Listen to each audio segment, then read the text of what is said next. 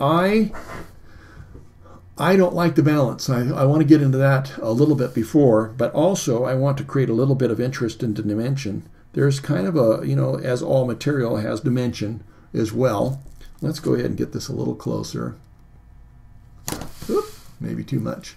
You see the division. This is, like two pieces. Maybe it's folded in. You ladies that know how to sew, and maybe some of you guys too, this is probably folded in, and then the stitch, I don't know how it is done. I better just shut up because this is a drawing class.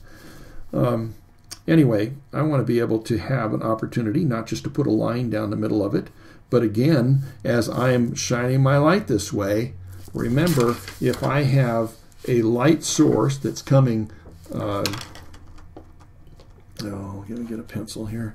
If my light source is coming like so, and it's shining on this material, and it has that indentation, well, obviously the light is going to be shining more on this side, and there's going to be a shadow over here.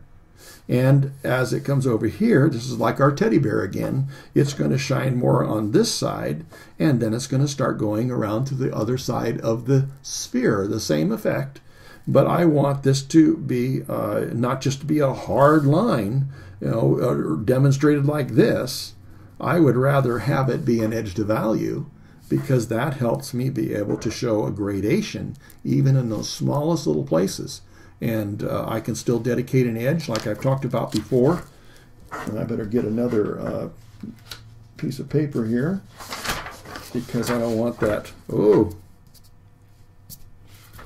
wow.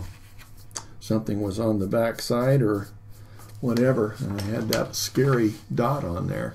Glad that came off. Otherwise, we would have been working around that. But anyway, I want to be able to show, and I'm probably going to be able to have much more control, even if it's just a suggestion, that this side is getting a little bit of a gradation. I have a clean edge dividing it, and then this side gets a little bit of a gradation. So if I had a chance to look at this, I'm probably going to want to make sure, if I wanted to, that this side that is going up and over is going to be our cleanest edge. So I want to keep this very clean and separate it from the value behind, because we want dimension here. And then as it comes over here, I want to just soften that edge as it goes down into that recess. So this is probably a little bit narrow for what I'm trying to talk about. But then I have in here this other stitching that is causing all the pleating because of the way material and threads shrink. Just interesting stuff to think about. It's not that this is going to make you a better drawer. It may make you a better interpreter of what actually is reality, if you understand a few things like that. But I want to find out, where is the clean edge? Is it just a contour in and out? No, I probably have something that is going to be, around and out of my sight. So I would think that the line would, the shadow would go that way, dedicating my line that way. That even though this is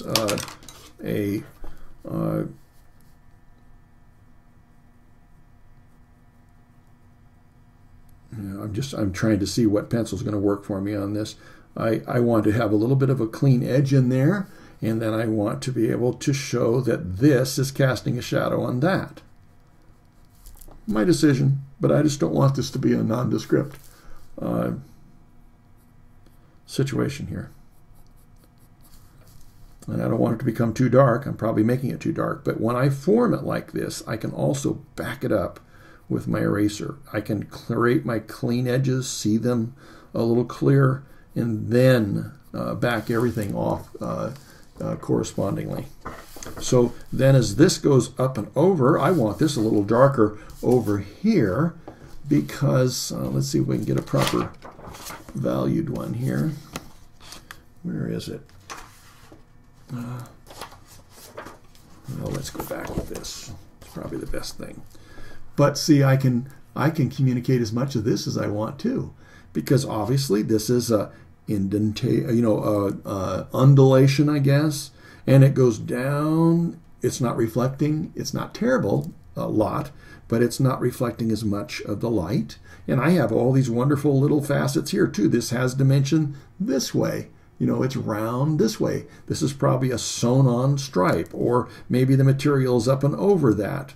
And so you can make decisions as to how much you want to go. But I'm just telling you again that I want to get some of these variations in here because it helps add interest to the depth and dimension of what I'm trying to do. It doesn't become just this mundane, flat surface in here. And so if I'm going to use the same ideas I have here, then I would probably come in here, create my clean edge, dedicate the line, and come this way, so that this is up and over that, just the way it's probably stitched together. If it's important, I'm just telling you, those are the things that I look at, see whether I want to make sure that I'm communicating that. So this one, the material is going to be up and over that, so I'll dedicate the line this way. My shadow's on that side. So I can try and show that this is a little higher. And if I really wanted to have fun with it, I mean, I can show there's little variations because there's a stitch along here. So just as this is rippled, I mean, you can go all the way down to something like that, and it's rippled too. But it's so subtle that I could get away with just a slight suggestion and not get so carried away with parts of it. But, okay.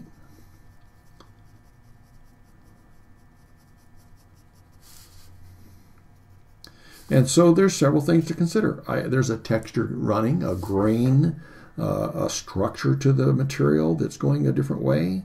I want to be able to maybe pick up some of that.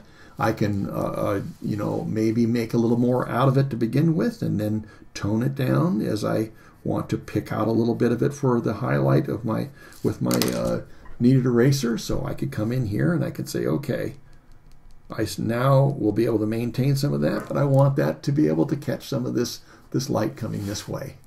And I might even come in, if I really wanted to have an overall balance to my drawing, I can come in here and utilize that dark. I don't want to take away attention from my main subject, but I might be able to show an overall weight to my drawing this way.